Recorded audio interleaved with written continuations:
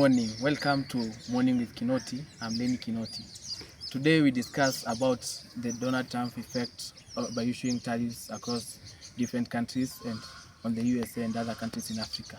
I'm joined by two panelists. One is Felix Ocheng and the other one is David Kangebe, who will help us to tackle different issues concerning this. Please introduce yourselves. Kangebe Njoroge David, fourth year financial economics.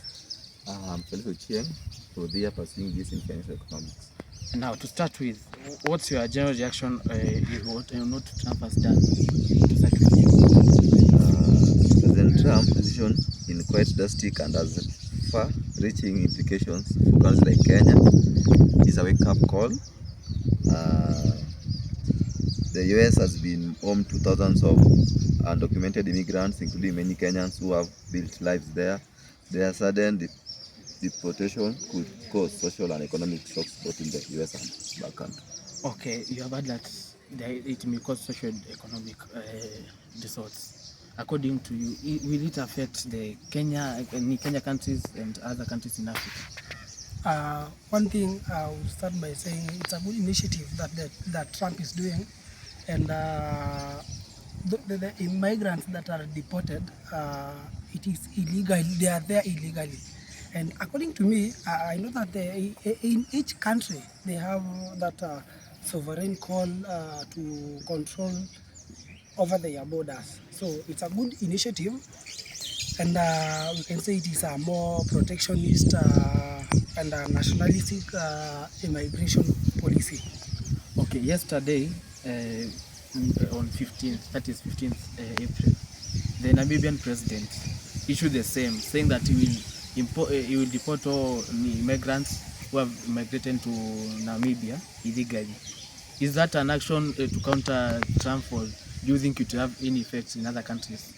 Yeah, it has a political impact because you see the immigrants that we have in those countries, they will bring a social pressure to the country. Remember, we have a tight economy in the country, so adding more people seeking for these opportunities, it will be let me say, it will be a pressure to the country and the economy at large. Reports indicate that thousands of Kenyans may be deported into the country. So in terms of employment, how will it affect Kenya and the USA at large? Back to Kenya, there will be high crisis of unemployment since there will be more pressure and the availability of the job opportunities are minimal. So meaning in Kenya, the chances are high of being unemployed. While back in US, you find that pressure, population is controlled now. Now they are available. Those who are in US will have the job opportunities.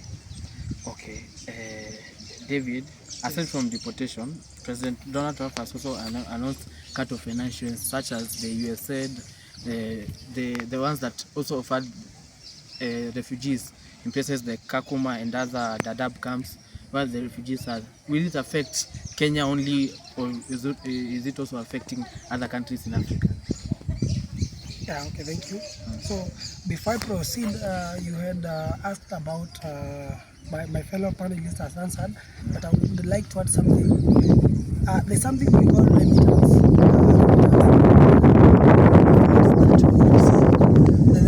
From the foreign workers to the country, and I will give a good example. In 2024, Kenya received approximately $4 billion that support the economy, and you see it is a very huge money that will be deducted if Donald Trump used the initiative.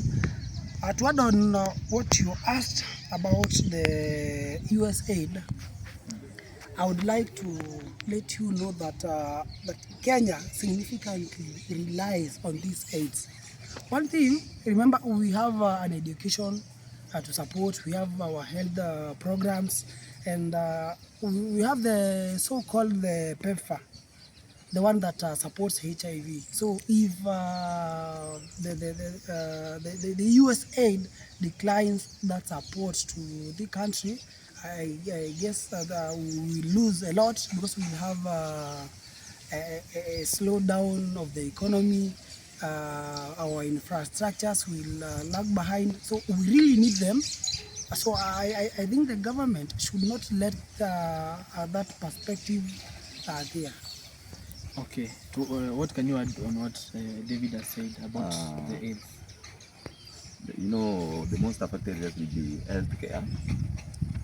Most of those suffering from AIDS. You know, Kenya as a country rely on USA for those medications.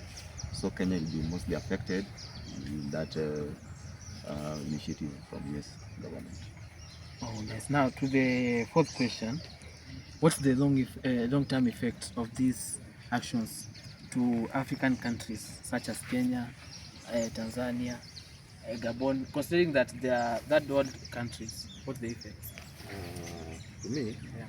long-term projects such as infrastructure, healthcare systems, to me, will not will be demonized in that no, Kenya mostly depend on USA. I mean, US government mostly sponsor those projects. So you find that infrastructure development will be minimal, and it being that economy of Kenya will just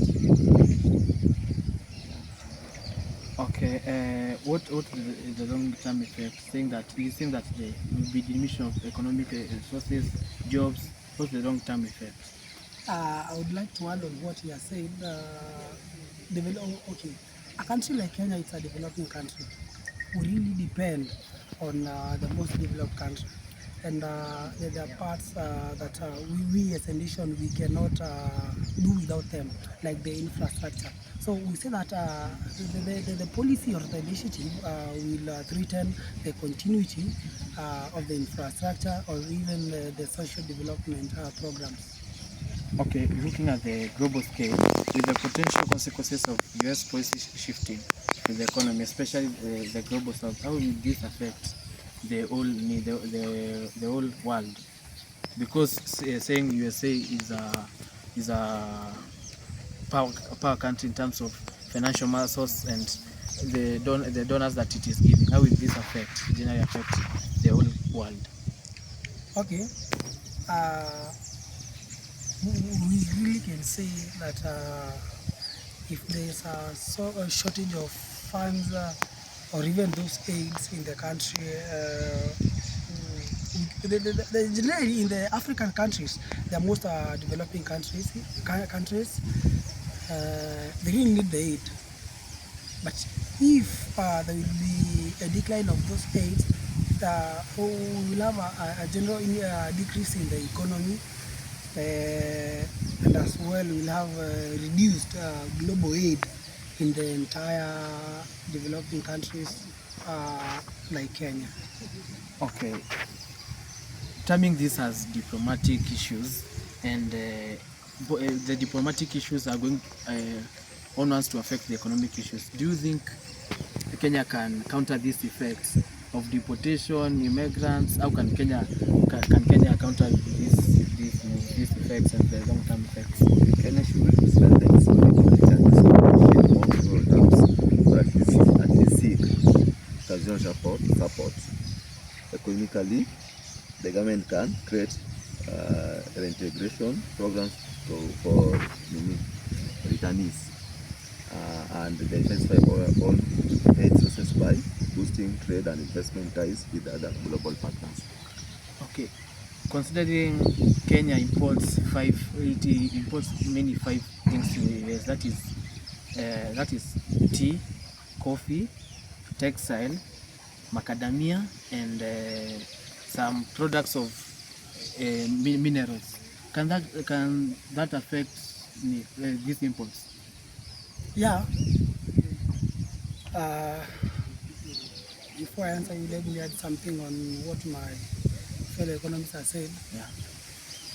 I guess the country can engage themselves in bilateral talks that we can negotiate, that even though we know that they were there illegally, Yeah. but they have been working more than 10 years. We had our nationalists there. So the government can initiate a bilateral talk that they communicate with the US, that maybe we can legalize them, or by either terms. But I don't see it well or good place for installation to receive the immigrants. But I think the country can talk and see what they can do on that. Again, we should not rely, as developing countries, we should not rely on one country. We should have what we call diversification. A good example I can give you is what you have said, we export and we import. Kenya exports flowers. You know, and we have so many companies in Kenya. So we have been importing, we have been exporting them to countries like Netherlands. We have so many countries. So I don't think the exportation and importation will be much affected because we have diversification. Not all our products are exported to the US. We can still search our own market. We have the international trade. We can still do without them, rather than depending on one country. Yeah, that's my view. What I can say, the issue of importation and exportation, you see Kenya, we only export raw materials and we import finished goods. So meaning there's unfavorable balance of trade there. So it has an effect in our country. It has an effect in our country. Yeah. But there's an issue David has mentioned about workers. About workers. It has mentioned an issue about workers. They have been working there, they have been giving much manpower to that country. Considering these finished products, they are done in the American factories. But the ones who are doing doing work there are the Africans. Can that affect the importation and the getting of these finished products? One thing I can say that we as a country, we as failed. We should invest in our manufacturing sectors, because if we have our manufacturing sectors, we won't have so much cases that nationalists from Kenya are going to other countries to look for work. So if we first feed our own country, then you see, at the end of the day, as an economist, we aid to have a surplus balance of payments. This is where we have so much exports than imports. So if we can have so much exports, then there won't be this issue that we have, because we will have to create our own market, and we trade ours, and we trade internationally. So the issue of importation and exportation should be sorted in our own country by boosting our manufacturing industries and the sector. Okay, I heard that you had a contradictory statement from what David is saying. What's your take on what David is saying? In the issue of importation, so I was saying as a country, Kenya, we only export raw materials and then import finished goods. No, there's an unfavorable balance of trade there, because finished goods are very, very much expensive as compared to the raw materials. So that's why I was telling you that as a country, then we find that there's deficit there, so lagging our economy behind. So to echo what he was saying, actually we have to boost our own country, more so in the manufacturing department, agricultural. Then the issue of Kenya is that we are just much corrupt. That's why we can't go well as a country. Okay, to finalize the talk, I want to merge two questions. How can Kenya government, and in partnership with the UN and the African Union, curb these issues of immigration to the US and also immigration into the African countries, because it is a two-way traffic. There are some immigrants here illegally who have come here illegally, and there are others who are there illegally as well. So how can we curb this as we ride up? For me, I think as a country, we need just to formulate some favorable regulations and rules on how a person can get a green card through green cards or visa on a cheap way, then he can actually come it. One thing, I really wonder how we have illegal immigrants. Because I understand when you move from a nation to a nation, the country itself, it is aware that our nationalist is in that position. Therefore, I would like we to call as a nation, we will be a free nation and reduce corruption so that we don't have illegalities or even having the immigrants being there illegally. You see, because if we prove, we validate their being there, uh, we won't have this issue. But again, we as a nation, we still have to advance on multilateralism, diversification, that we should not depend on one thing for a nation to grow. So, which means if we don't have a substitute, as we say in economics, there will be a total fall, of which we as a country, we should try as much as possible not to be in that position. Okay, thank you, our panelists, David and Felix. I'm your host, Lenny Kinoti. For such candid talks, keep engaging us in our different platforms. That is the Vision Media in IG, Facebook, Twitter, and also you can follow us on YouTube. Subscribe where you get this and more of candid talks in terms of business, politics, sports, and all everything that is happening across the globe. I'm your host, Lenny Kinoti. Thank you to my photographer, Brian Romodia. Thank you.